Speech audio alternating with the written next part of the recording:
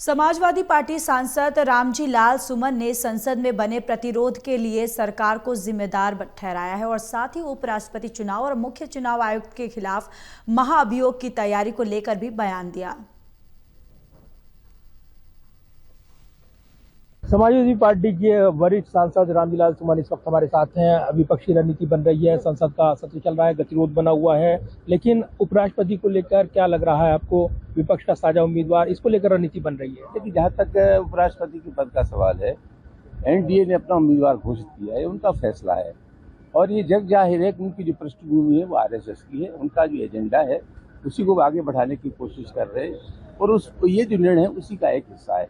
जहाँ तक प्रतिपक्ष का सवाल है, इंडिया गठबंधन ने इसी मामले में अभी तक कोई फैसला नहीं किया है। जो इंडिया गठबंधन का फैसला होगा उसको समाजवादी पार्टी मानेगी। रामजी लाल सुमन, हम देख रहे हैं कि जो चुनाव आयुक्त ने प्रेस कॉन्फ्रेंस की, उनके खिलाफ महाभियोग की तैयारी विपक्ष कर रहा है। आज बैठक में चर्चा हुई है, लेकिन अभी सार्थक रूप से उस पर कुछ नहीं कहा जा सकता। क्या डिसीजन हुआ हम लोगों की जानकारी में नहीं। लेकिन जहाँ तक चुनाव आयोग का सवाल है, चुनाव आयोग की विश्वसनीयता पर ये सवाल खड़े हो रहे हैं। चुनाव आयोग का धर्म बनता है कि आखिर देश के लोगों का चुनाव आयोग के प्रति ये अविश्वास पैदा कैसे हो गया है।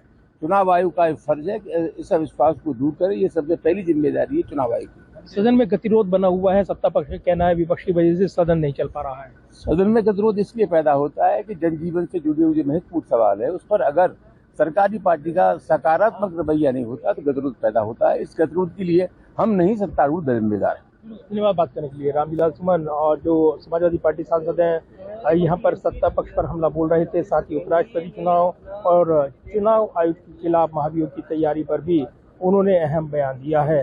Pradeep Kumar, total news Delhi.